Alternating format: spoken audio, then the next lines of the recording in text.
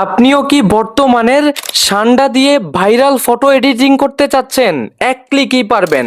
দেখেন এটা একটা ফটো, এবার দেখেন এটা হচ্ছে সান্ডা দিয়ে ফটো এডিটিং।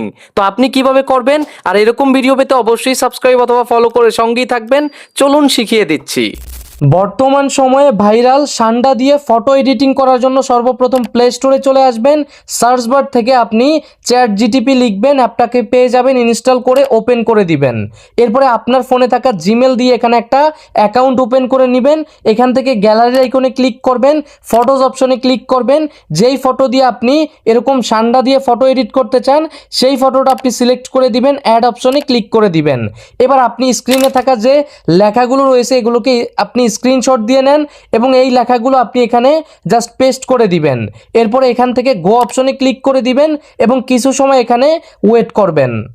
অলরেডি দেখুন আমাদের ফটোটা এডিট হয়ে চলে আসছে। এবার সেভ করার জন্য আপনি ফটোর উপরে ক্লিক করবেন, এখান থেকে সেভ অপশন পাবেন, এখানে ক্লিক করলেই এটা সেভ হয়ে যাবে। আর এখানে দেখেন আমাদের চেহারাটা কিন্তু পরিবর্তন হয়ে গেছে।